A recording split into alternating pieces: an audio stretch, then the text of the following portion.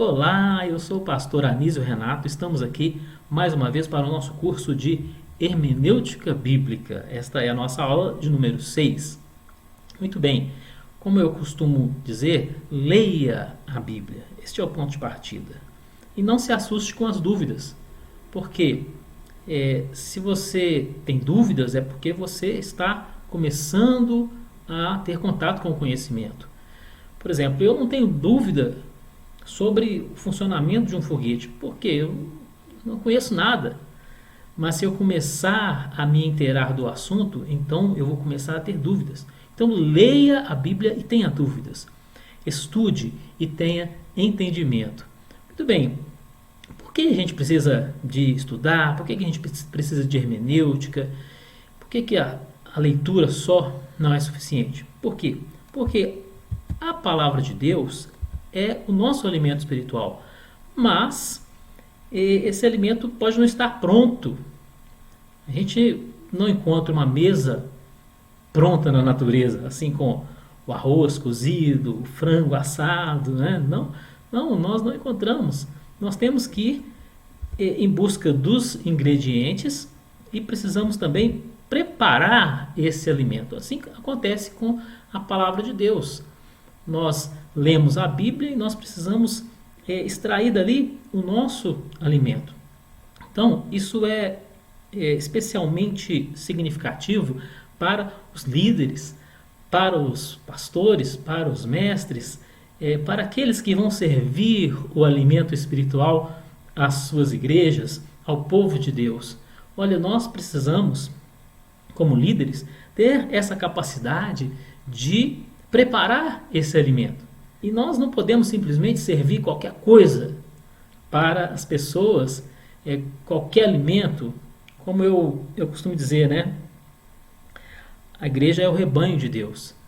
Não sirva salada para as ovelhas. O que é a salada, né? Aquela mensagem toda misturada, aquela confusão. A pessoa tem dificuldade de saber qual que é o assunto que você está tratando. Também eu digo o seguinte, não sirva abobrinha para as ovelhas. O que é abobrinha nesse caso, né? Aquela bobagem que se diz em nome da fé, como, por exemplo, alguém que diz assim, Jó perdeu tudo que tinha porque não era dizimista. Abobrinha. Quando a pessoa não consegue preparar o alimento, o que ela faz? Opa, tem o delivery. É isso? Isso é muito confortável, muito apropriado para nós em muitas situações, mas quando se trata do alimento espiritual, isso é um mau costume. O que é o delivery nesse caso? A pessoa ela vai procurar mensagens prontas, né? Por exemplo, um pregador que ele vai procurar as mensagens prontas na internet, vai copiar as mensagens das outras pessoas. Olha, isso não é absolutamente errado, mas o pregador não pode ser dependente disso. Aí que está o problema. Então, você que é um pregador da palavra de Deus, você precisa ter a capacidade de ir lá na fonte, buscar os ingredientes e preparar o alimento espiritual. Você precisa ter essa habilidade. Então, a hermenêutica, ela vai nos oferecer justamente isso. Não só a hermenêutica, mas outras disciplinas, né? Nós vamos tratar da hermenêutica. Muito bem. O método histórico-gramatical, ele envolve uma série de análises, conforme eu já falei, e na aula passada nós tratamos da análise histórica. Agora vamos falar da análise geográfica. As outras nós vamos deixar para outra aula. Muito bem. A análise geográfica, ela vai tratar de quê, né? Ela vai se utilizar da cartografia, ou seja, dos mapas das terras bíblicas, digamos assim. Os mapas das nações, né? O mapa do mundo daquela época descrita na Bíblia, ou daquelas épocas. Trata também do relevo, do clima, dos montes, dos desertos, da vegetação, dos mares, rios e lagos, bem como a organização política mundial. Então, isso aí nós vamos ver na questão da análise geográfica. Por quê? Porque esses elementos naturais e a organização política, eles vão prover o quê?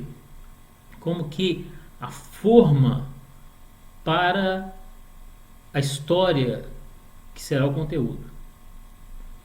Então, quando nós estamos estudando a história, nós podemos ficar assim perdidos se nós não tivermos ideia da geografia. Então a gente pode ler a respeito de uma série de fatos. A gente não sabe onde aquilo está acontecendo.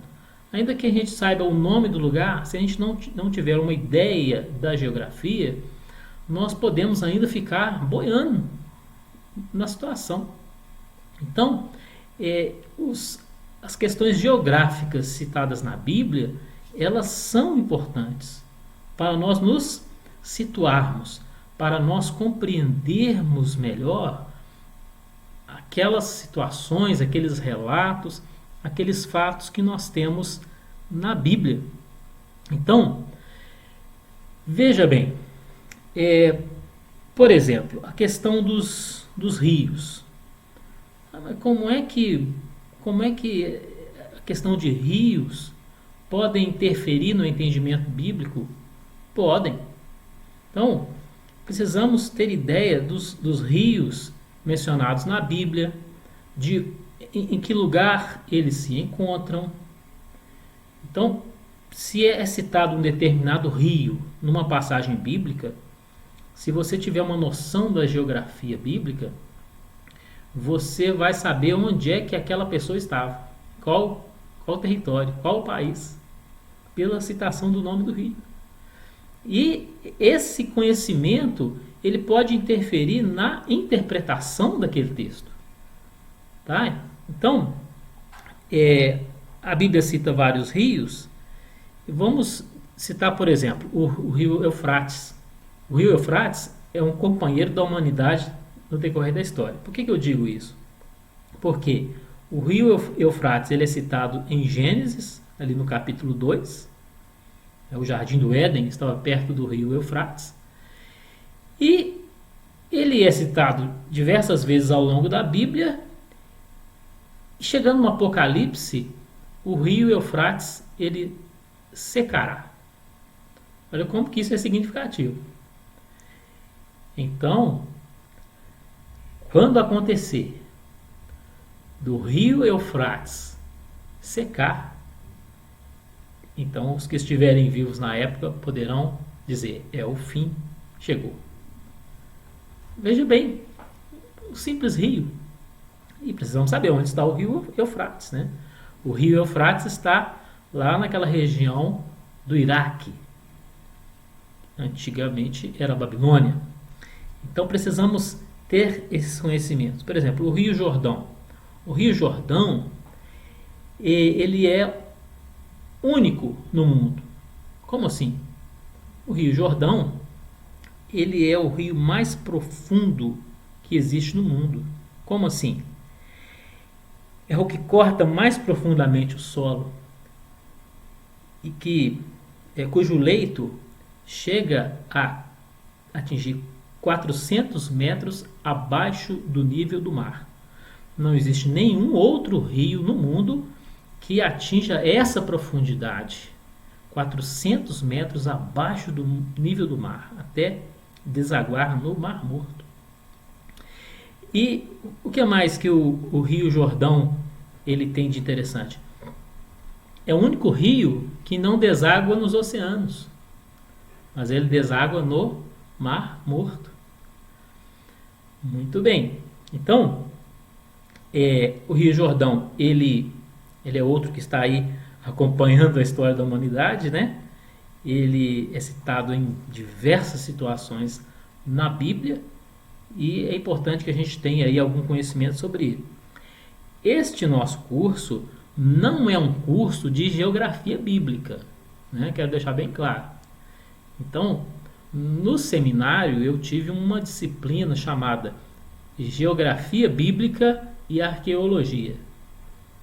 Então, no curso de Geografia Bíblica você vai estudar isso com mais profundidade, com mais detalhes. Mas aqui, dentro da hermenêutica bíblica, quero demonstrar apenas a importância da geografia e a análise geográfica em cima de determinado texto bíblico que nós queremos compreender. Então, o nosso propósito aqui é esse. Então, estou citando aqui alguns elementos geográficos só a título de ilustração, para que você compreenda a importância desta análise geográfica. Então, já citei a questão dos rios e, por exemplo, os montes. Qual é a importância de sabermos sobre os montes da Bíblia? É bom nós sabermos, quer dizer, não tem necessidade de a gente decorar.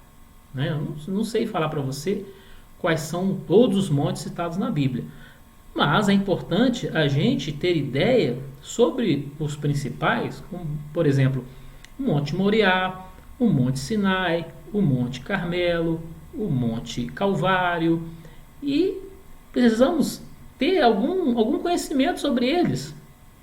Por quê? Porque esse conhecimento lançará luz sobre os textos onde esses montes são citados. Então, os montes eles são citados na Bíblia toda, evidentemente, mas não é apenas um monte, como a gente diria hoje, uma rua, uma praça. Não. Eles têm significados. Então, para você ter uma ideia, vamos supor que você está lendo Gênesis capítulo 22, que fala sobre o quê? Aquele momento quando Abraão levou Isaque ao Monte Moriá para oferecê-lo em sacrifício a Deus. Muito bem, então suponhamos que você está lendo aquele texto, você encontra ali Monte Moriá, e aí o que as pessoas geralmente fazem? Nada. Eles continuam lendo até o término do capítulo. Ótimo. Se estão lendo, ótimo. Mas podemos fazer mais do que isso. Então, você vai lendo e encontra ali Monte Moriá, que seria uma análise geográfica. Você pegar uma enciclopédia bíblica, eu tenho uma aqui que já está um pouco destruída pelo uso, né? Essa aqui é a pequena enciclopédia bíblica do Orlando Boyer, tão destruída que eu já troquei a capa dela. Mas, então o que eu aconselhava? Você pega uma enciclopédia bíblica, que seja em papel ou seja na internet, e você localiza ali Moriá. Aí você vai descobrir algumas coisas, né? Você vai saber onde que fica o Monte Moriá. E veja que detalhe interessante. Aquele monte onde Abraão levou Isaque para ser sacrificado é o mesmo monte onde, muito tempo depois, Salomão construiria o templo. Olha que legal. Então, Salomão não construiu num lugar aleatório, mas num lugar que tinha uma história, né, onde Abraão levou o filho para ser sacrificado. Então, veja o significado. O templo foi construído naquele lugar. Então, sabemos que o templo foi destruído e depois, naquele mesmo lugar, foi construída uma mesquita. Então, os muçulmanos também consideram aquele local como sagrado, construíram ali uma mesquita, e este talvez seja o lugar mais disputado do mundo. Aquele pedaço da Terra Santa ali, onde Abraão levou o filho para ser morto, e Deus não permitiu que ele morresse, mas ali aconteceram muitos fatos históricos. Agora, veja que quando você pesquisa um pouquinho e obtém informações sobre o lugar, informações geográficas, e que também a elas serão acrescentadas as informações históricas, o seu entendimento cresce. A sua noção do sentido do texto cresce. de uma forma extraordinária. Então, não despreze esses elementos geográficos contidos no texto. Isso aqui é muito importante. Então, veja,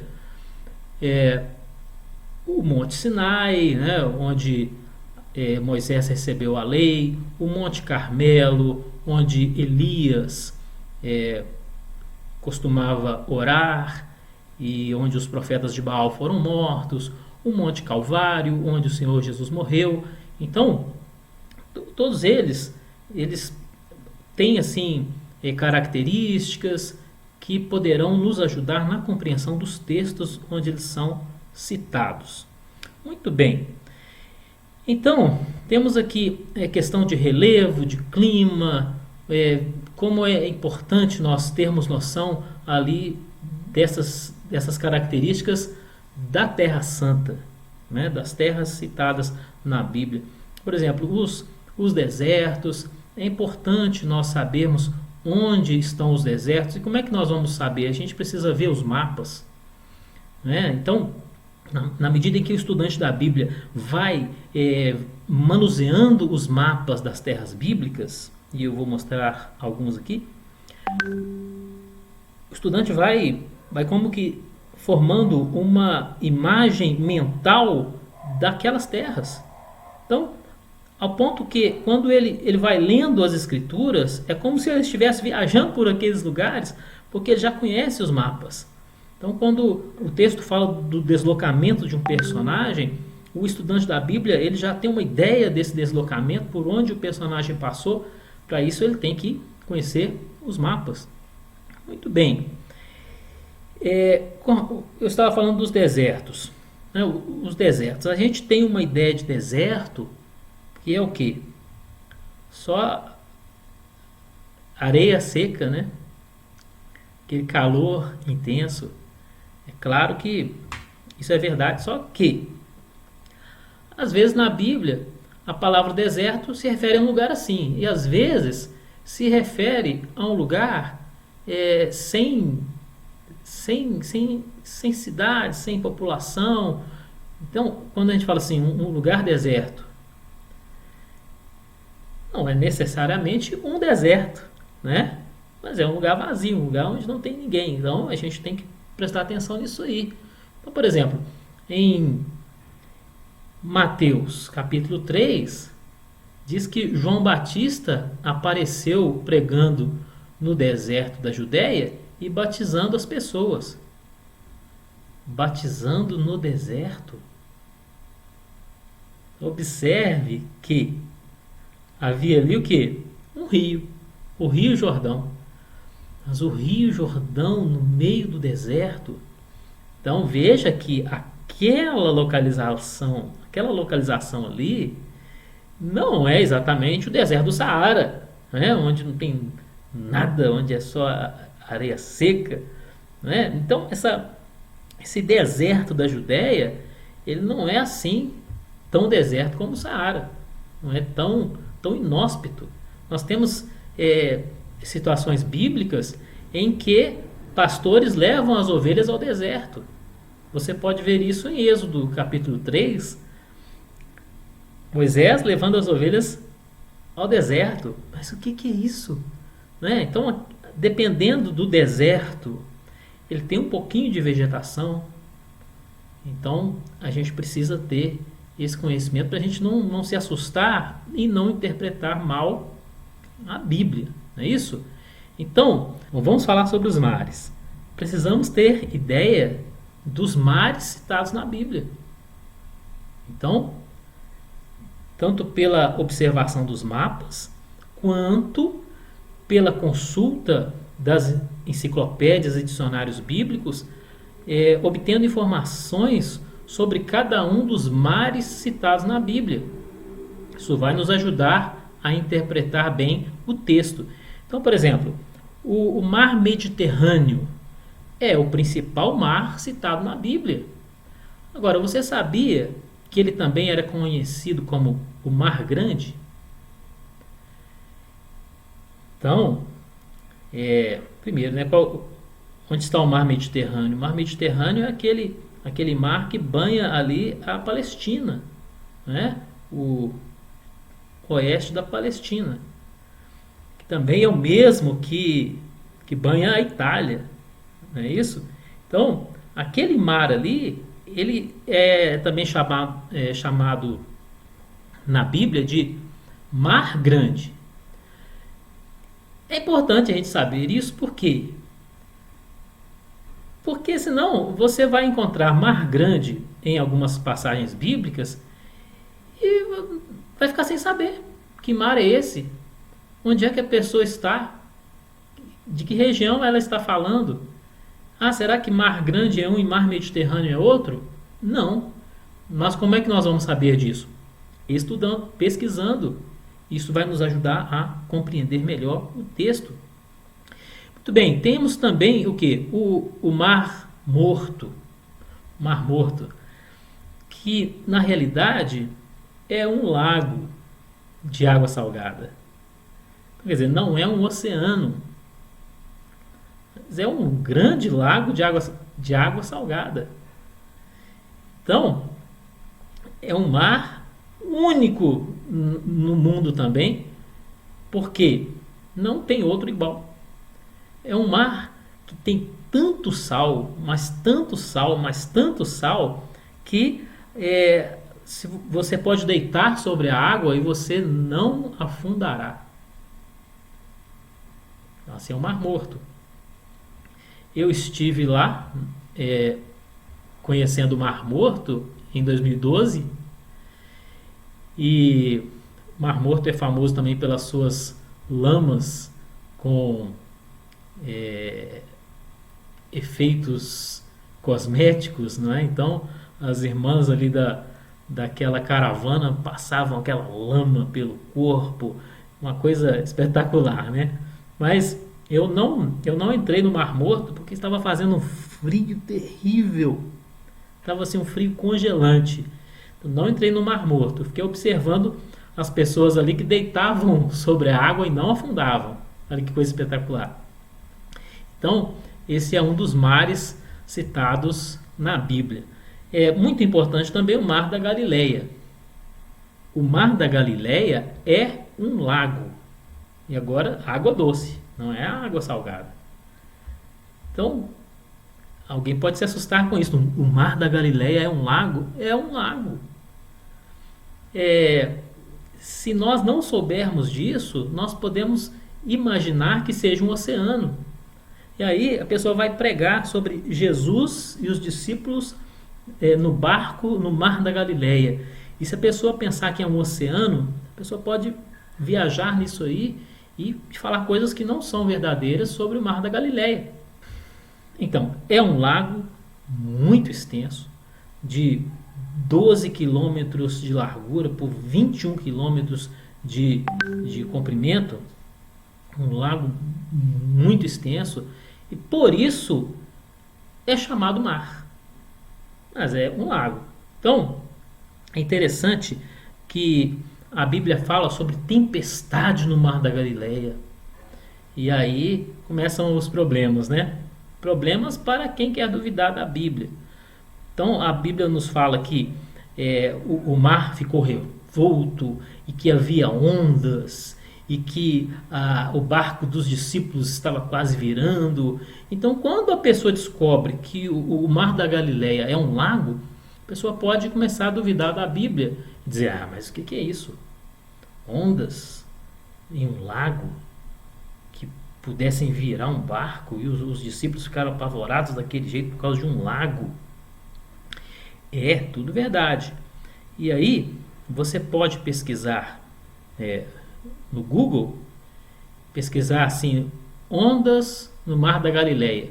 Você vai encontrar notícias recentes, assim, de poucos meses atrás, falando sobre ondas gigantescas que aconteceram ali recentemente no Mar da Galileia, como não aconteciam nos últimos 30 anos.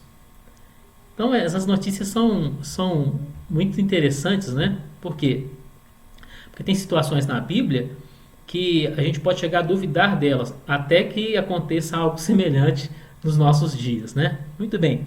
Então, eu estive também ali no Mar da Galileia, tive a oportunidade de navegar ali e, e conhecer, né, aquela situação ali, graças a Deus, sem tempestades, né? Muito bem. Quando é que a geografia vai interferir na interpretação bíblica? Então eu tenho aqui duas respostas, né? Então, a primeira, essa interferência, ela muitas vezes é imprevisível.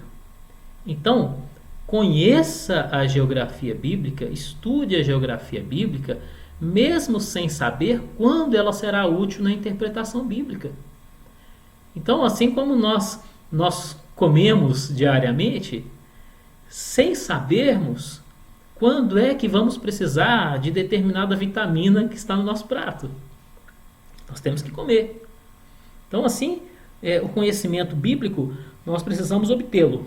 Precisamos obtê-lo. Mesmo sem saber quando ele será útil na nossa vida. Assim, a geografia bíblica, precisamos conhecê-la.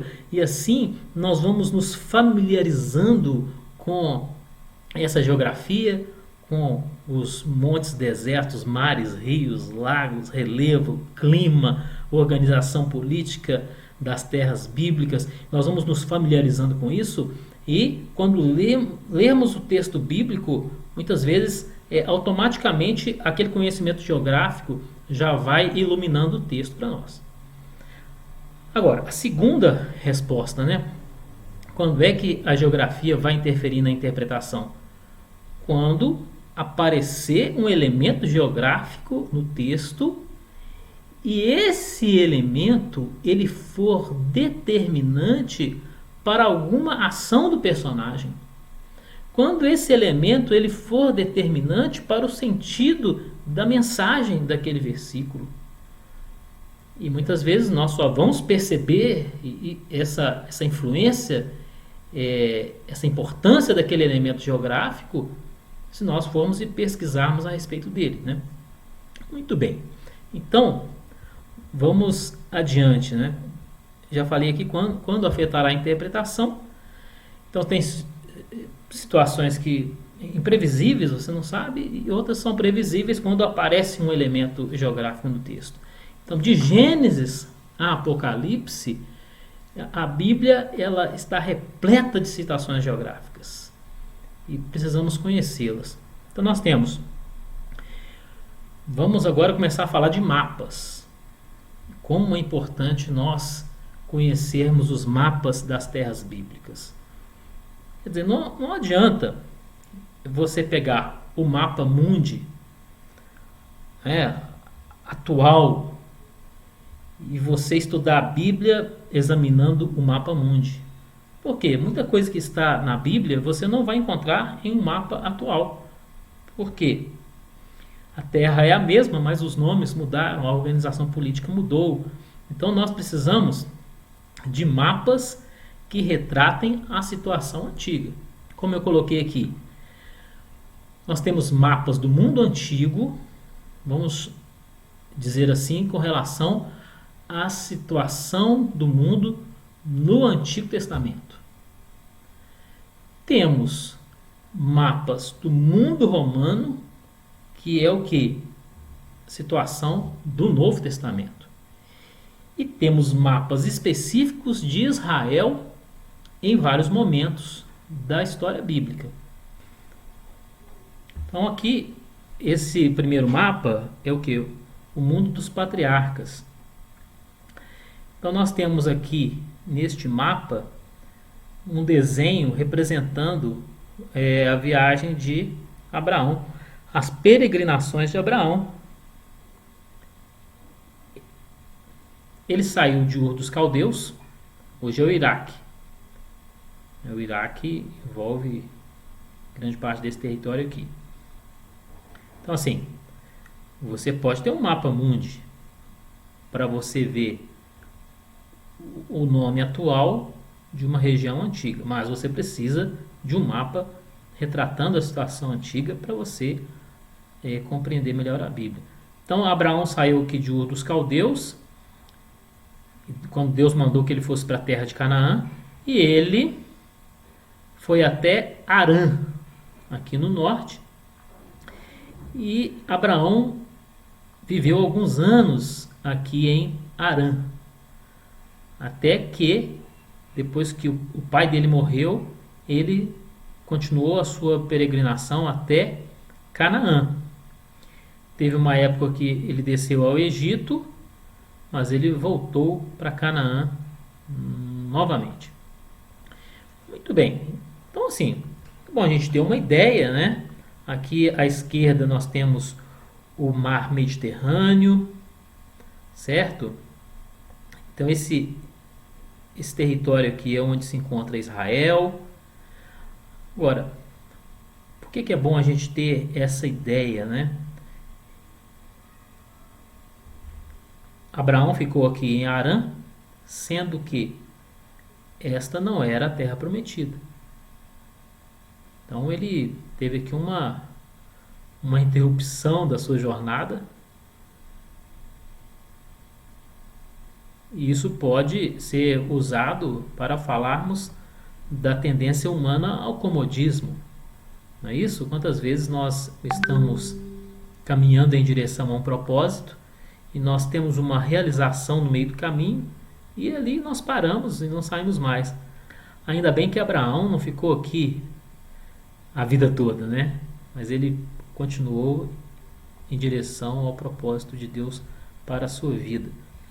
Muito bem, então aqui, este mapa aqui do mundo dos patriarcas, ele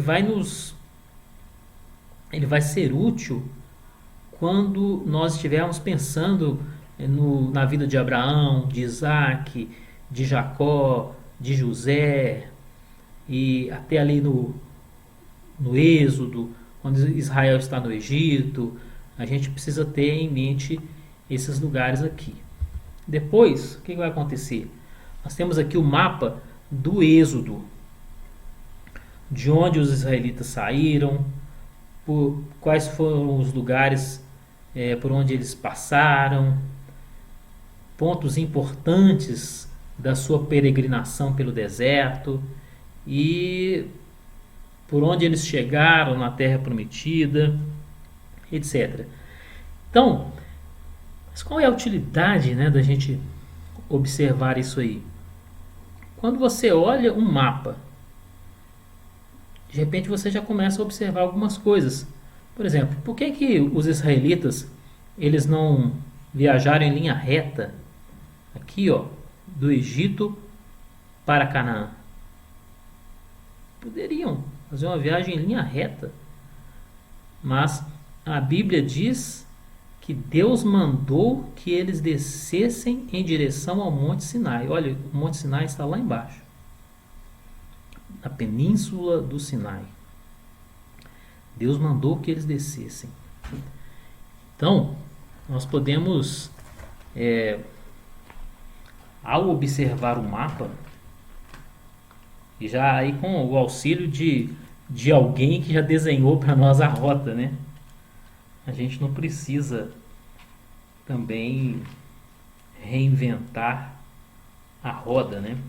Em Êxodo 13, versículo 17, nos diz que Deus mandou que Israel descesse em direção ao Monte Sinai, que eles não fossem pelo caminho da terra dos filisteus. Você pode ver aqui está escrito filisteus. Deus mandou que eles descessem. Então isso aí já pode nos levar a uma série de reflexões, né? Como, por exemplo, nós podemos imaginar que determinado caminho seja o melhor, seja o mais rápido, mas precisamos ir pelo caminho que Deus mandou. Não é isso? Então, é o tipo de raciocínio que afeta as nossas decisões, as nossas escolhas. O caminho mais rápido nem sempre é o melhor, nem sempre é o caminho de Deus. Então, Deus mandou que eles descessem. Também porque eles não estavam prontos ainda para entrarem em Canaã.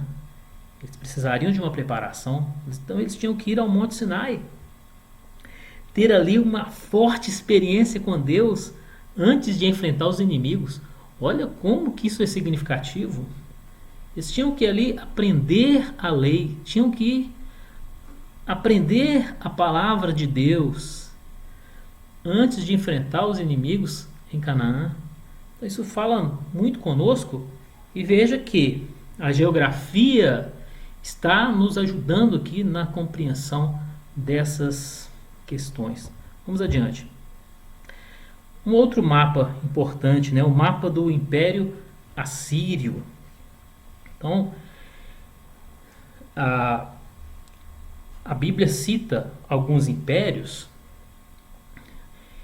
e nós vamos citá-los aqui, e é bom nós termos uma ideia a respeito desses impérios, como eles funcionavam, suas principais características. Então aqui eu já estou citando até questões históricas, mas a geografia ela é importante.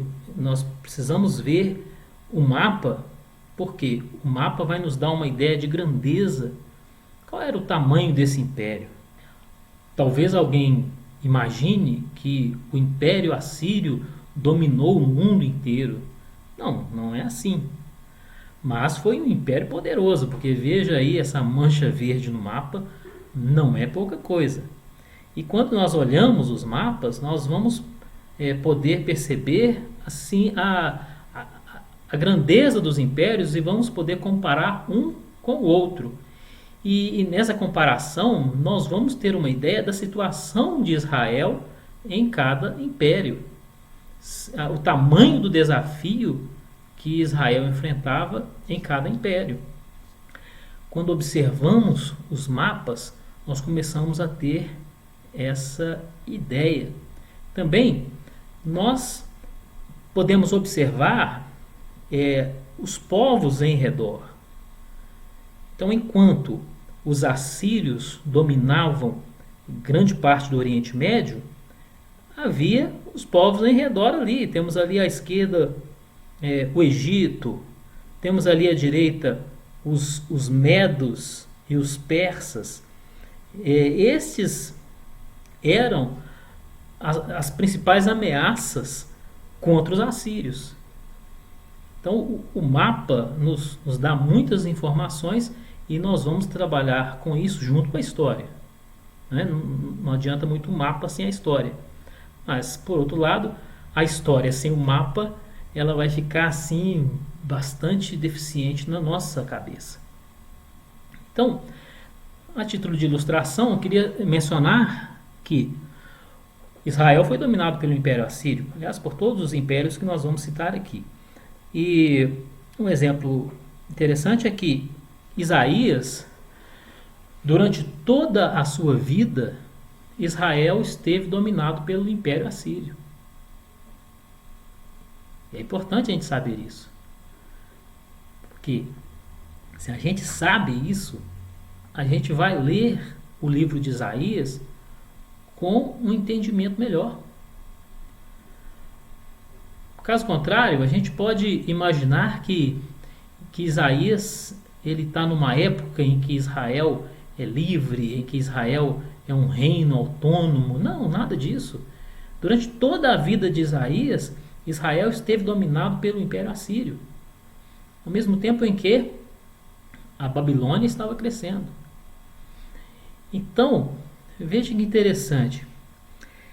Apesar disso, Isaías não teve uma atitude de incredulidade, e Isaías não foi um fracassado porque durante toda a sua vida Israel era dominado pelos assírios. Não, Isaías estava acima disso. Isaías ouvia a voz de Deus.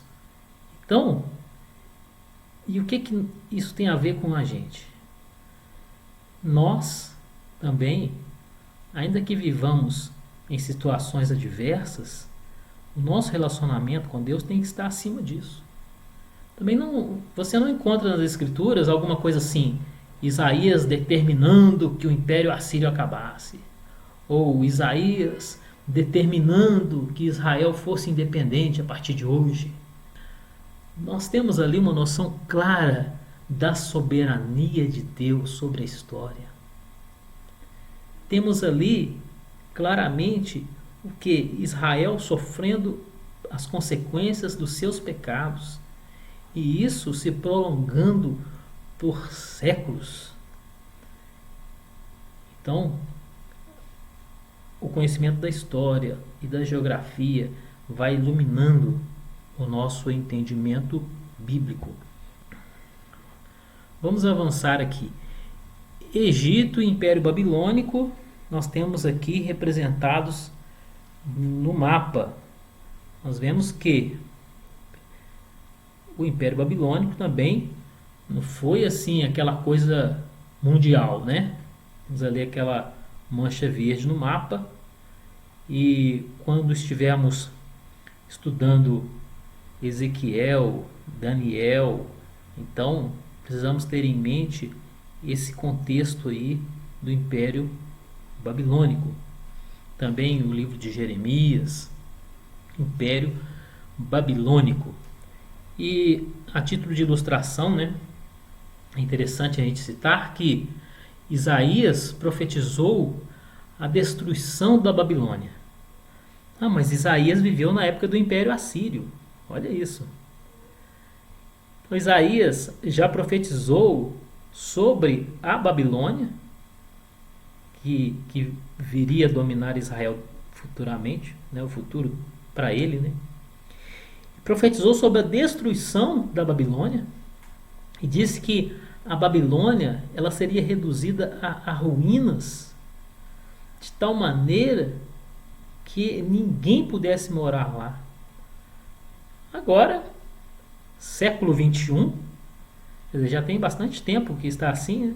Se você for lá no Iraque e procurar visitar as ruínas da cidade chamada Babilônia, você vai encontrar o quê? O cumprimento literal da profecia de Isaías. A Babilônia está lá em ruínas, um lugar onde não mora ninguém, um lugar onde nem os turistas querem visitar. Então a profecia de Isaías cumpriu-se exatamente como ele falou. Muito bem, vamos avançar aqui. Temos o Império Medo-Persa, que conquistou a Babilônia, né, tirou a Babilônia do poder, vamos dizer assim, e observe o tamanho desse império, uma coisa gigantesca. Os mapas anteriores mostravam ali pequenas manchas, vamos dizer assim, entre aspas, né? Pequenas manchas no mapa ali do Oriente Médio, mas veja como que o Império Medo-Persa foi grande, enorme. Então você já vê a Grécia ali à esquerda, né? Já vê a Índia ali à direita, porque esse império ele foi muito grande, chegando a atingir esses lugares que não apareciam nos mapas anteriores. O que está acontecendo aqui? Estamos diminuindo o zoom, né, porque o império está crescendo. Os impérios estão crescendo. Então, esse Império Medo-Persa, ele vai afetar qual a parte da Bíblia que nós possamos estar lendo. Ali uma parte de Daniel. Daniel, ele ficou ali na Babilônia até a Babilônia ser conquistada pelos medos e persas. Medos e persas eram dois povos, mas eles fizeram aí uma aliança e construíram um império. Então você deve lembrar daquele texto onde o rei da Babilônia, Belsazar, viu a mão escrevendo na parede, e na sua interpretação Daniel disse que o reino de Belsazar seria tirado e dado aos medos e persas. Então ali começa esse império, o domínio desse império sobre a Babilônia e automaticamente sobre Israel também. Então Israel foi passando ali de mão em mão, né, vamos dizer assim, do domínio da Síria para o domínio da Babilônia, depois para o domínio dos medos e persas e para os seguintes que nós vamos citar. Então, nós precisamos saber disso até para para termos uma visão melhor da história de Israel. O que mais? O conhecimento sobre o Império Medo-Persa vai nos ajudar na leitura do livro de Esther. A história de Esther acontece exatamente na Pérsia, quando ela se casa com o rei Assuero da Pérsia. Então, quando começamos a ler o livro de Esther, o livro fala sobre o extenso domínio do rei Assuero, sobre uma quantidade enorme de províncias. Se não me falha a memória, 120 províncias. Era um império grandioso. E ali acontecem os fatos narrados no livro de Esther. Também, isso aqui vai ser importante quando lemos Esdras, Neemias. Esses personagens, eles estão dentro do Império Persa. E eles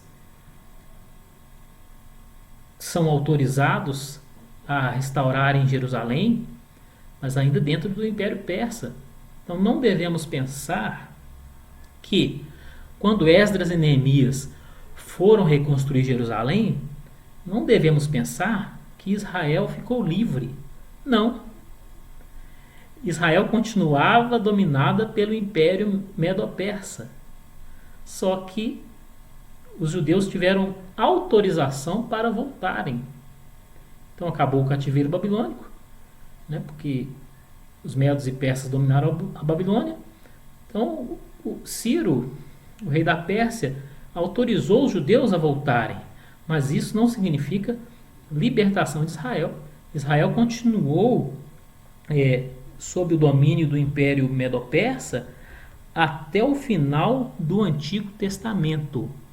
Então veja como que é importante, porque esses mapas eles vão nos mostrar o que, onde aconteceram os fatos descritos no Antigo Testamento, em que contexto geográfico eles aconteceram.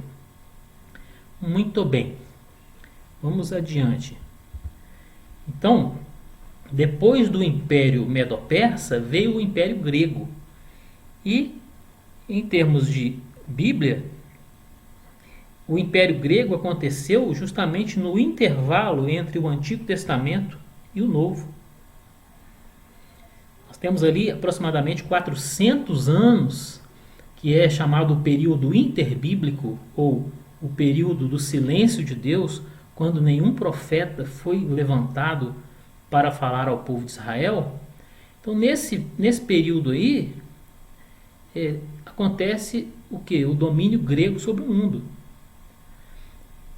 Bom, na Bíblia Católica você encontra os livros dos Macabeus, primeiro e segundo Macabeus. Esses livros, eles não foram considerados inspirados pelo Espírito Santo. Eu não vou entrar neste detalhe, porque aqui é assunto de bibliologia, outra disciplina. Mas esses livros, eles têm valor histórico. Então, os relatos ali dos livros dos Macabeus, eles se referem a esse contexto de Império Grego e o comportamento de Israel ali naquele período. Muito bem. Também os livros dos Macabeus, eles extrapolam um pouco o Império Grego, porque atingem também aquela época depois da morte de Alexandre o Grande, quando o Império Grego é dividido entre os generais de Alexandre. Muito bem, então aí já é muita história, né? E o nosso objetivo aqui é só geográfico. É só para a gente ter uma ideia de como que a geografia ela é importante para nos ajudar a localizar a história bíblica e os fatos bíblicos, e assim nos ajudar na interpretação.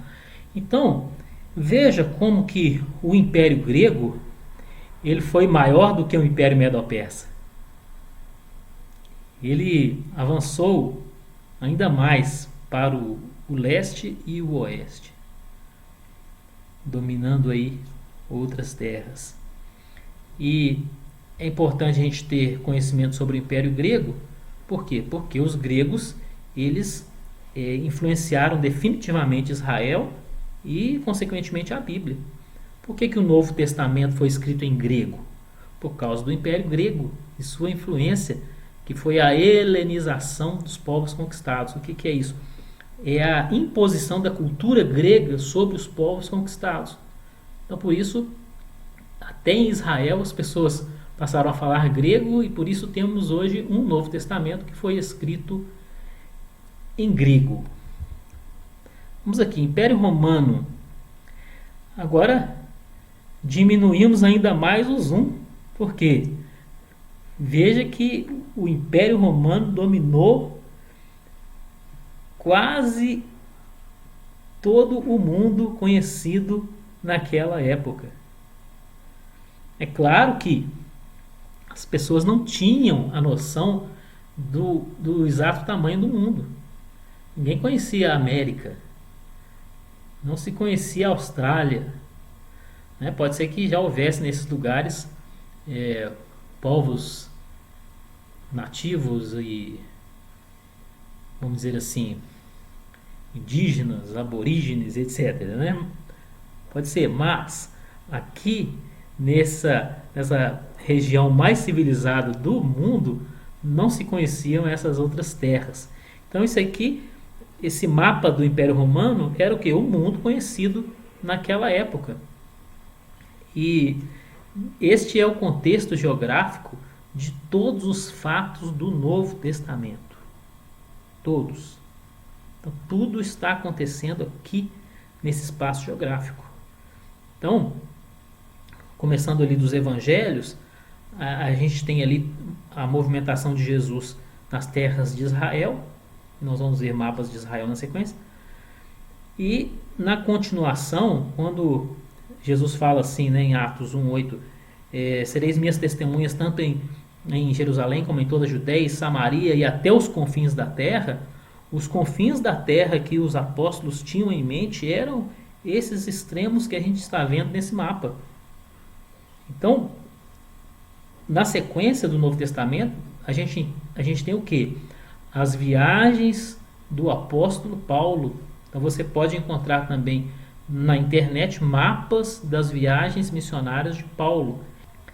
E essas viagens vão acontecer aqui em um pedacinho desse grande Império Romano, tá? Mas é interessante a gente ter noção desse mapa e para ter ideia das viagens de Paulo, e aí nós vamos também ter ideia das dificuldades que ele enfrentou nos seus deslocamentos. Por quê? Se alguém não tiver nenhuma ideia da geografia, pode ler lá que Paulo foi de Jerusalém para Roma e isso parecia algo banal. Olha, hoje é muito fácil ir de Jerusalém para Roma, né? Inclusive eu fiz esse trajeto de avião. Mas imagina na época de Paulo fazer essa viagem de navio. Então é complicado e é bom a gente ter essa ideia da geografia. Muito bem. Vamos ver aqui mapas de Israel. Os mapas vão lançar luz sobre as escrituras para nós. Então, quando a gente fala assim, mapa de Israel, a gente não pode, a priori, pegar o mapa atual de Israel. Porque nós vamos ter uma ideia errada. Ou nós não vamos encontrar no mapa atual os nomes dos lugares que a gente encontra no Antigo Testamento e nem no Novo. Então, observe que o mapa que você vai usar para estudar a Bíblia, ele depende da época. Cada época um mapa. Então aqui, depois de falarmos sobre os mapas dos impérios, nós voltamos aqui lá na época de Josué. Tá? Aqui nós temos o quê? O mapa de Israel e a divisão das tribos. Então você pode observar aí no mapa os nomes dos filhos de Jacó, que são os nomes das tribos de Israel. Você vê ali de baixo para cima Simeão, Levi, Dan, Benjamim, Ruben, Gade. Aí você encontra Efraim e Manassés. Observe aí que Manassés está em dois lugares. Tem Manassés aí do lado esquerdo e do lado direito do mapa. Olha a direita, lá em cima, Manassés. Isacar, Zebulon, Naftali, Azer, Dan. Muito bem. Isso aí vai me ajudar em quê, né? Eu preciso conciliar o mapa com o conhecimento bíblico. Então, se você for ler os nomes das tribos de Israel, ou os nomes dos filhos de Jacó que deram origem às tribos, e comparar com esse mapa, você vai achar alguma coisa estranha. Quer dizer, é a questão da dúvida, né? Se você não olha o mapa, se você não lê a Bíblia, você não vai ter dúvida nenhuma sobre isso. Mas se você lê a Bíblia, você olha o mapa, você começa a observar diferenças, aparentes incongruências, e aí você começa a ter dúvidas. E essas dúvidas, se você pesquisar, elas te levarão a um conhecimento mais avançado. Então, que dúvidas alguém poderia ter ao olhar esse mapa e comparar com os nomes dos filhos de Jacó? Você encontra aí Efraim e Manassés, que não são filhos de Jacó.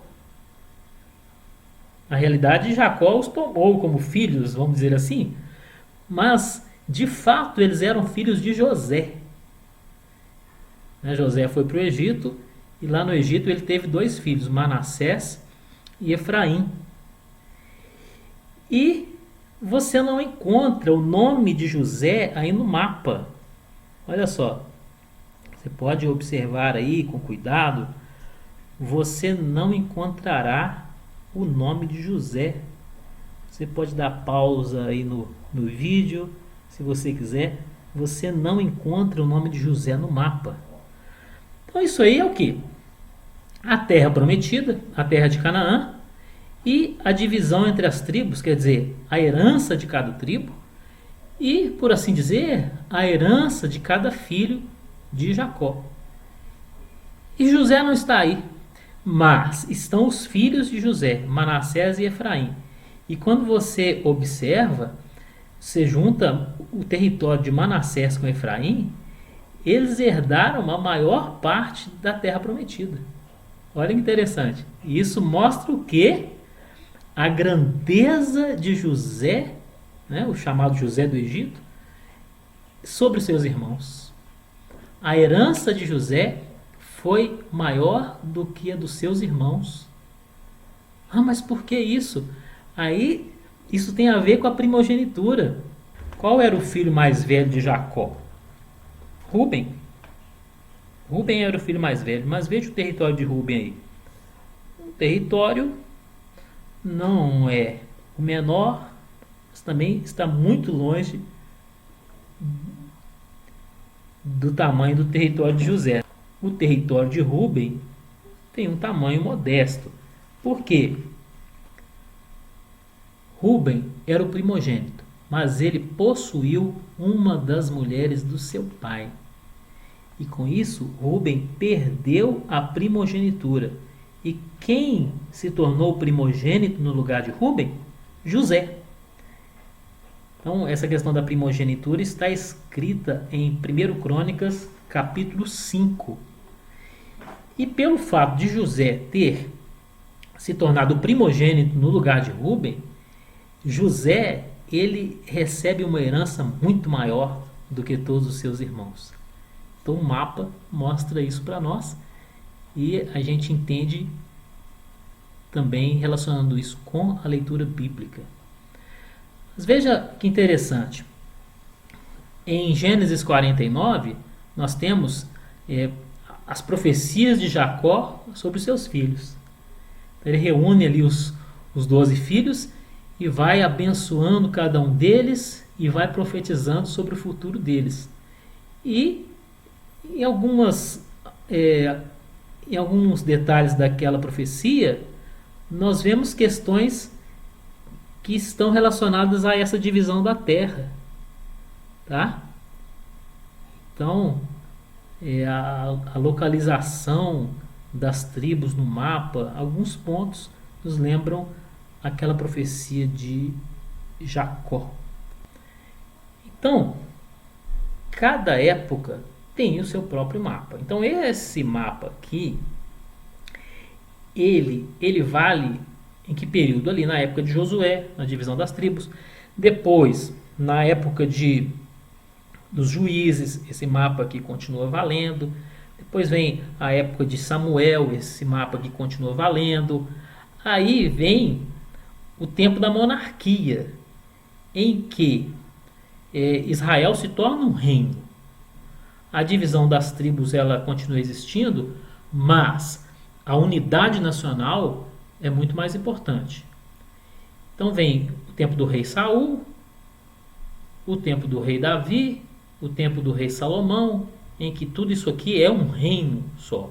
Depois que Salomão morre, acontece a divisão do reino em dois. Então, precisamos desse mapa aqui. Após a morte de Salomão, a situação geográfica de Israel é essa aqui. Israel está dividido em dois reinos. O reino do norte, que continua chamando Israel, o reino do sul, que se chama Judá, e a capital do reino do norte é Samaria, a capital do reino do sul é Jerusalém. Então, é muito importante a gente ter em mente essa divisão. O estudante da Bíblia precisa ter em mente essa divisão e saber em que época isso aí acontece e quais são as repercussões disso ao longo da Bíblia. Veja bem, essa questão dos impérios e dos mapas de Israel, a divisão política, vai ter uma influência direta sobre a compreensão das profecias. Porque cada profeta ele está dentro de um contexto de um império, dentro do contexto de uma organização política em Israel.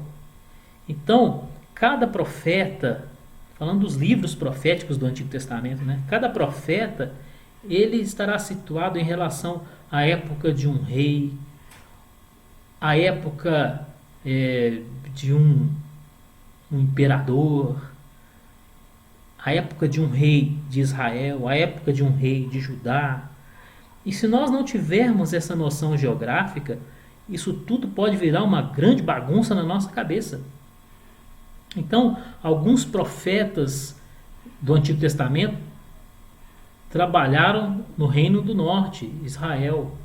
Outros trabalharam no reino do sul, Judá. Alguns poucos circularam entre os dois reinos.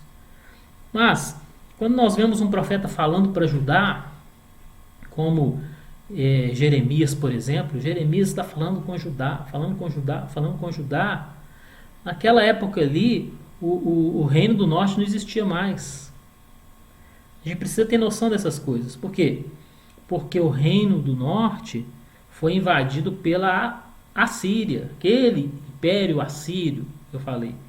O pessoal do norte foi levado para o cativeiro. Então, mais adiante, ali na época de Jeremias, de Ezequiel, de Daniel, o reino do sul é invadido pela Babilônia. Os judeus são levados cativos para a Babilônia. Então, é importante nós termos essa noção geográfica para nós entendermos a situação dos profetas e entendermos muito das suas profecias. Imagine você ler as profecias de Isaías, Jeremias, Ezequiel e Daniel sem uma noção geográfica. Então, como a gente diz, você vai boiar, você não vai entender muita coisa e talvez alguns vão dizer assim, isso aqui Deuteronômio 29, 29, as coisas ocultas pertencem ao Senhor nosso Deus. Não. Tem muita coisa que não é oculta, mas o problema é que às vezes nós não estudamos ainda o suficiente. Então, precisamos ter noção dessa divisão aqui dos reinos. Muito bem, vou dar aqui um exemplo interessante que é relacionado a Ezequiel 23. Então vamos supor que você está lendo Ezequiel 23 e o texto fala sobre duas meretrizes. O nome de uma é Aolá e a outra se chama Aolibá. Você lê aquele texto e quanto menos você lê, pior fica, né? Porque se você pega apenas um versículo, você corre o risco de não compreender nada. Melhor então é você ler o capítulo todo. Mas lendo o capítulo todo, você ainda pode imaginar que Ezequiel, a preocupação dele ali é falar contra a prostituição e talvez você queira pregar sobre aquele texto e aí você vai pregar sobre o sexo ilícito e a prostituição, e aí você vai partir para as doenças sexualmente transmissíveis e tal. E talvez a sua mensagem seja muito, muito boa. Só que você fugiu do texto. Porque qual era o objetivo de Ezequiel ali no capítulo 23? Quando ele fala de duas prostitutas, ele está falando de duas... está falando dos dois reinos, Israel e Judá. Olha só. E a prostituição ali é o que? É a idolatria. Então Ezequiel está falando que o reino do norte se prostituiu indo após outros deuses e o reino do sul estava no mesmo caminho. É a outra meretriz. Então veja como que esse conhecimento geográfico ele nos ajuda na interpretação bíblica. E isso aqui, essa questão aqui, ela vai afetar não só o Antigo Testamento, vai afetar o Novo, vai afetar até noções que nós temos hoje sobre Israel. Veja só, a gente usa os termos judeu, hebreu, israelita e israelense. Judeu, hebreu, israelita e israelense. E isso tudo é a mesma coisa? Em algumas situações, talvez alguém use esses termos como sinônimos. Mas será que são sinônimos? Então, podemos dizer, por exemplo, Abraão não era judeu. Nossa, mas o que é isso? Não, Abraão não era judeu. Abraão era sumério. Por que ele não podia ser judeu? Porque a palavra judeu vem do nome Judá. Então, Abraão não podia ser judeu. Por quê? Judá era o quê? Bisneto, né? Judá era bisneto de Abraão. Se a palavra judeu vem de Judá, Abraão não podia ser judeu. Abraão também não podia ser israelita, porque o nome Israel vem de quem? Vem de Jacó, neto de Abraão. Abraão não era judeu nem israelita. O que Abraão era? Abraão era sumério, porque ele nasceu na Suméria, uma nação da época. Depois Abraão foi chamado de hebreu. E o que é hebreu? Hebreu significa aquele que atravessou o rio. Que rio é esse? O rio Eufrates. Então quando Abraão saiu da sua terra e veio para Canaã, ele era chamado como, olha, esse homem aqui veio do outro lado do rio. Esse homem atravessou o rio. Então esse hebreu é esse atravessador. Veja bem. Então Abraão foi chamado hebreu. Os seus descendentes ali no Egito foram chamados hebreus. Então não existia a palavra judeu naquela época. Também não existia a palavra israelita naquela época. Então, na medida em que a descendência de Abraão ela vai crescendo e ela vai tomando forma, ela vai adquirindo esses nomes aí. Então, eles foram chamados de hebreus. Depois, o judeu, ele seria quem? O judeu seria uma pessoa de Judá. Agora, o que é Judá, né? Dependendo do texto bíblico que você está examinando, Judá pode ser uma coisa ou outra. Em alguns textos, Judá é apenas um homem, filho de Jacó. Em outros textos, Judá é uma tribo de Israel, que são os descendentes daquele filho de Jacó. Em outros textos, Judá é o reino do sul, conforme você vê nesse mapa aí. Então, Judá, ele se torna o nome de um reino, de um território, de um povo. Então veja que a gente precisa do conhecimento geográfico e histórico para a gente poder identificar o que é um nome num versículo. Tá? Muito bem. Então, o judeu era o quê? Uma pessoa da tribo de Judá, ou depois uma pessoa do reino de Judá. Mais adiante, a palavra judeu passou a significar o quê? Um adepto do judaísmo. Então, uma pessoa que nascesse em outro lugar, por exemplo, nasceu em Roma, ele podia se tornar um judeu por ter se convertido ao judaísmo. Olha só como que a palavra judeu tomou outro significado. O judeu, ele se tornou também o quê? Descendente de judeus. Então, um descendente de judeu que nasce no Brasil, ele é judeu. Então, passou a identificar o quê? Uma linhagem, uma descendência. E temos também o seguinte: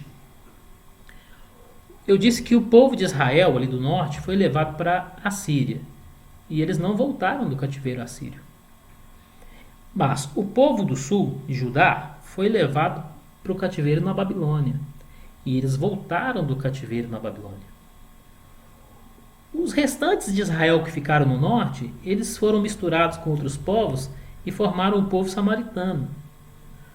O povo do sul não se misturou, então continuou sendo o povo judeu.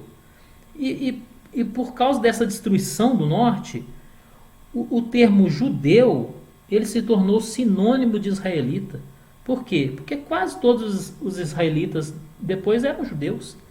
Por isso hoje nós usamos a palavra judeu como sinônimo de israelita. Mas a palavra israelita nem sempre foi sinônimo de judeu. O israelita ele era descendente de Israel, ou ele era um cidadão do Reino do Norte e depois se tornou um sinônimo de judeu. Então, se alguém nasceu hoje lá no país de Israel, ele é israelense, mas ele não é necessariamente um israelita. Então vamos adiante. Temos aqui o mapa de Israel no Novo Testamento. Então, se eu estou estudando o Novo Testamento, eu não posso usar o mapa da época de Abraão. A terra é a mesma, mas a organização política é totalmente diferente, a divisão do território é totalmente diferente. Então, se eu estou estudando o Novo Testamento, eu não posso usar o mapa da época de Josué e dos juízes, que é a divisão entre as tribos. Não posso usar o mapa da época de Salomão, nem do reino dividido de Judá e Israel. Se eu estou estudando o Novo Testamento, eu tenho que usar esse mapa aqui. E o que nós temos no Novo Testamento? É o tempo do Império Romano. O Império Romano domina Israel. E o que o Império Romano fazia no mundo? nas terras conquistadas. Cada lugar conquistado era chamado de província romana. O que era uma província? Qualquer território conquistado fora da Itália era uma província romana. Então, nesse tempo, a Palestina estava dividida em províncias romanas. Eu preciso ter isso em mente quando eu leio o Novo Testamento, quando eu estudo o Novo Testamento. Então, nós temos aqui as principais províncias romanas citadas no Novo Testamento, ou melhor, ali nos Evangelhos, né? As principais províncias romanas são Judéia, Samaria e Galiléia. Você vê aí no centro do mapa. E Jesus estava circulando aí entre essas províncias, e o seu ministério foi desenvolvido principalmente na Judéia e na Galiléia. Se você vai lendo os evangelhos, você tem informação ali de Jesus viajando da Galiléia para a Judéia e vice-versa. Agora veja como que o conhecimento da geografia vai nos ajudar no entendimento das Escrituras. Então vou citar aqui o caso de João capítulo 4, que fala sobre a mulher samaritana. Eu já disse que esse texto aqui ele é muito útil, porque ele tem muitos elementos que nos servem em várias análises que nós fazemos. Então veja que em João 4 está escrito que Jesus ele resolveu fazer uma viagem, né? Ele se deslocou ali de onde? Vamos ver aqui.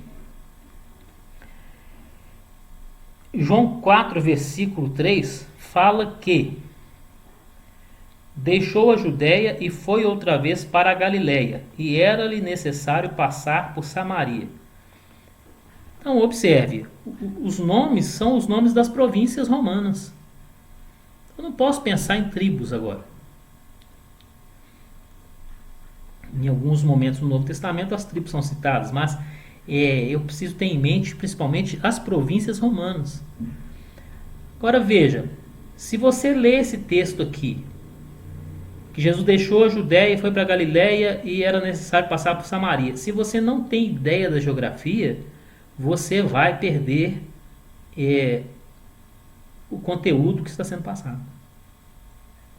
Então, quando você olha o mapa, Jesus estava na Judéia, é lá no sul, e ele foi para a Galiléia, que é lá no norte. E o versículo 4 diz, era-lhe necessário passar por Samaria. Por quê? Se você observa aqui, Samaria está no meio, entre a Judéia e a Galiléia. Então você pode achar muito óbvio que se alguém vai viajar da Judéia para a Galiléia, passe pela Samaria. Mas isso não era óbvio para os judeus. Os judeus eram inimigos dos samaritanos, então eles preferiam dar a volta, ainda que tivessem que atravessar o Rio Jordão, dar a volta lá pela Pérea, por Decápolis, para evitarem Samaria. Mas Jesus, ele achou necessário passar por Samaria. Jesus sabia, não é, que a menor distância entre dois pontos é uma reta. Então, Jesus determinou passar por Samaria. Não importa a barreira que os judeus têm contra os samaritanos, Jesus vai passar por Samaria. Não importa a inimizade, né, a barreira religiosa, étnica, social, Jesus vai passar por Samaria. Então veja, Jesus rompendo as barreiras, rompendo tradições, rompendo costumes, quando ele decide passar por Samaria. E por que ele fez isso? Para encontrar a mulher samaritana e levar o evangelho para os samaritanos. Então veja como que o conhecimento geográfico ele nos ajuda aqui. O que mais? A cena da crucificação, né, eu falei sobre ela na análise histórica, não vou repetir tudo aquilo, mas só para nós nos situarmos. Eu já disse que Jesus foi julgado pelo Sinédrio, que era o tribunal judaico da Judéia. E eles o Sinédrio entregou Jesus para Pilatos, que era o governador romano na Judéia. Pilatos ficou sabendo que Jesus era galileu Então Pilatos manda Jesus para Herodes. Herodes era o rei da Galileia. Mas naquele dia Herodes estava em Jerusalém. Olha só. Então Herodes não vê motivo para condenar Jesus, devolve Jesus para Pilatos. Veja que existe essa questão geográfica aí por trás desse comportamento. A divisão geográfica daquelas terras interferiu aí nos procedimentos relacionados ao julgamento de Jesus. Então, terminando aqui, só para compararmos aqui o mapa antigo com o mapa moderno, aqui à esquerda nós temos aquele velho mapa conhecido nosso da divisão das tribos. E aqui do lado direito eu fiz um desenho aqui para marcar o que é o território de Israel hoje. Então você deve observar que Israel hoje domina mais ou menos a metade do território dominado na época da conquista de Canaã. Muito bem. Então aqui só para te dar uma noção da mudança. Então vamos voltar aqui para encerrar a nossa aula de análise geográfica. Como eu disse, a nossa aula não é de geografia bíblica. Eu dei aqui uma série de exemplos, mas apenas com o propósito de mostrar para você a importância da geografia na interpretação da Bíblia. Então, como é que nós vamos fazer no dia a dia? Precisamos estudar geografia, independente da leitura bíblica. Mas, se estivermos examinando determinado texto, nós precisamos identificar nele os elementos geográficos. Então, ao lermos uma passagem bíblica, nós temos elementos de vários tipos. Então, podemos ter elementos históricos, como, por exemplo, o nome de um rei, um elemento histórico. Podemos ter também elementos geográficos, como um monte, um rio, um lago, um mar, o nome de um país, de um território, de um incidente do relevo, uma informação sobre a vegetação, sobre o clima, sobre a organização política. Então, quando encontramos um elemento geográfico no texto, nós devemos partir para a pesquisa. E quando pesquisarmos, nós vamos obter informações sobre aquele elemento geográfico que encontramos no texto. Essas informações, elas podem lançar luz sobre o texto, ou podem também não ser relevantes em relação àquele texto. Então, cada caso é um caso. Então, no relato sobre a mulher samaritana, a informação geográfica é importante. No relato da crucificação, a informação geográfica é importante. Então, ficam aí esses exemplos. Espero ter motivado você a conhecer a geografia bíblica. Muito obrigado. Parabéns para você que conseguiu assistir essa aula até o fim. Parabéns pela sua perseverança, parabéns pelo seu interesse. Que Deus te abençoe em nome de Jesus. Tchau.